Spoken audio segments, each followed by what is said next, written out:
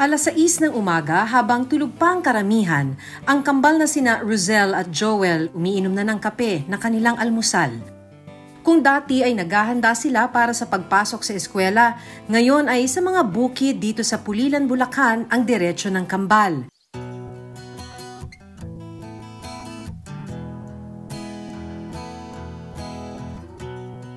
Ngayong araw, sasamahan ko ang kambal sa isang habulan, hindi sa mga kalaro nila, kundi sa mga daga sa palayan. Nasa harap kayo nung traktor, nung halimaw. Bakit? Ano mangyayari pag nandun ka sa harapan? Doon po lalabas yung daga. Tapos, paano mo huhulihin yung daga? Pag lumabas na po, papaluin. So nakikita ninyo, ginaya nyo lang. Apo. 8 taong gulang pa lang daw ay natutunan na ng kambal kung paano manghuli ng daga. Ilang taong ka na ba? Magka-14, 13 na po kami. Asa matagal-tagal na rin, ano? Nakakailang kayo na daga? Kahapon po, naka-32 kami. 32? Piraso. Na daga? Opo. Sinong bumibili nitong mga huhuliin natin? Yung mga tao po dyan. Pinang-uulam ba to? Opo. Pagkatapos ng 20 minutong paglalakad, narating na namin ang tinatawag nilang halimaw. Hinihintay ng mga bata itong halimaw kung tawagin nila, pero traktor yan na ginagamit dito sa pag-ani ng palay.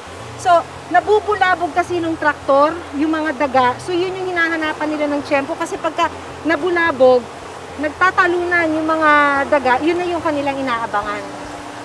Parang ginagano niya yung daga. So, saan papunta yung daga? Pwede po sa gilid, pwede din po kung dumaretso yung daga. Kalahating oras na ang nakalipas pero wala pa rin nahuhuling daga ang kambal. Yung dito kasi dapa na yung palay, kaya baka daw walang lumalabas na daga. So, baka daw nagtakbuhan yung mga daga dun sa mga palay na nakatayo pa. So, yun yung pupuntahan nila ngayon. Lalayo tayo ng konti, tumatalon daw ang daga. Baka may daga dito tumalon.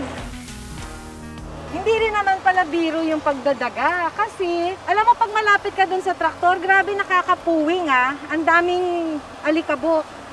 At the same time, kailangan paluin mo yung napakaliit na daga. Ayun na, meron na silang nahuli.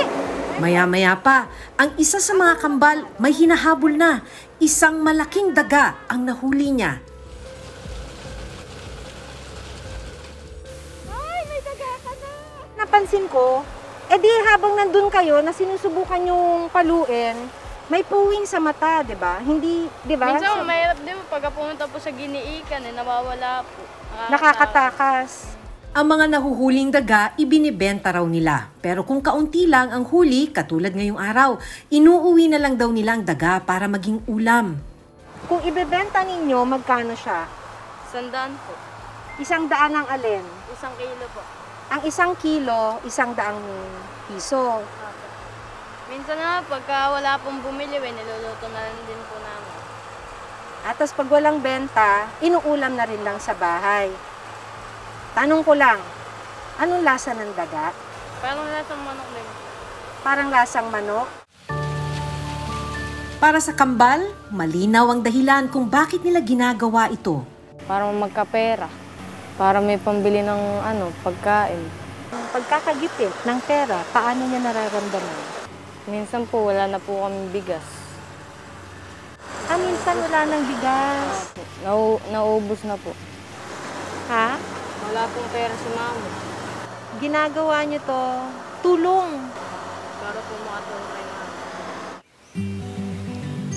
3:00 na ng hapon, dala ang nahuling daga, umuwi na ang kambal. Maghahanda pa kasi sila ng mga ititindang lumpia at fishball. Galing sila sa bukid. Ngayon, itong kambal, nag-aayos naman dahil they have to prepare, naghahanda na sila para naman magbenta ng fishball.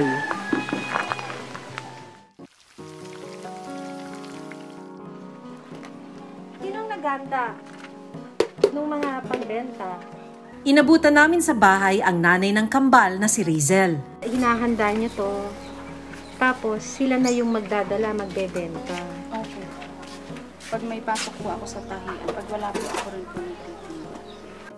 Malaking bagay po yung ginagawa ng mga anak ninyo, yung pagdadaga, pagbebenta. Opo, malaking bagay po yun kasi kahit naman hindi na sila utusan, minsan na lang po nawawala na lang yan.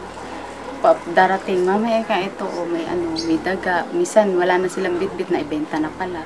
Nagkukusa. Opo. Bago ko sila samahan sa paglalakad ng mga tindang merienda, ipinakita sa akin ni Joel ang natira nilang ulam kagabi na adobong daga. So, kahapon daw, 32 yung nahuli nilang mga dagang bukid. Tapos, may nabenta ba? Wala po. Walang nabenta. So, inadobo. Titikim ako pero kailangan ko lumayo kasi magtatanggal ako ng mask. Ha? Bakit manghang? Sadyang ganon yung luto? Lalayo ako sa'yo, ha?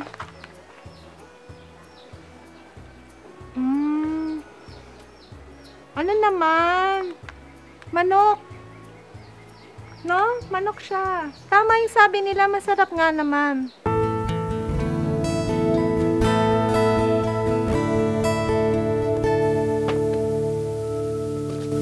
Madami silang benta.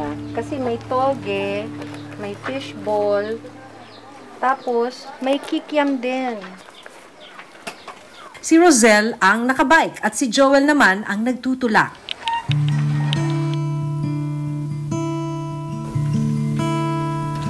Saan magandang pwesto?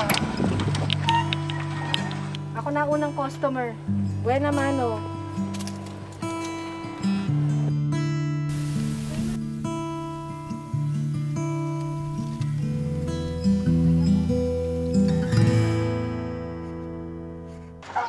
Pagkatapos ang halos 3 oras na paglalakad, Nasa 300, 400.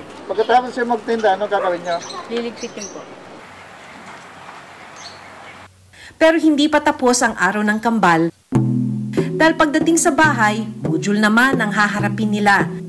At kung sila ang tatanungin, mas gusto nilang bumalik na ang klase sa mga paaralan. Kung ikukumpara ninyo nung kaharap niyo si teacher, nagpapaliwanag si teacher, tapos ngayon na parang kanya-kanya na lang para makapag-aral, mas mahirap bang intindihin? Opo, yung module. Anong mahirap pagka module? O yung iba, di po namin maintindihan kasi po di po namin napapag-aralan. Kaya po nagpapatulong na lang po kami minsan kay Ate Mika. Minsan, may mga hindi ba napapaliwanag o hindi nyo naiintindihan? Meron din po siyang di alam minsan.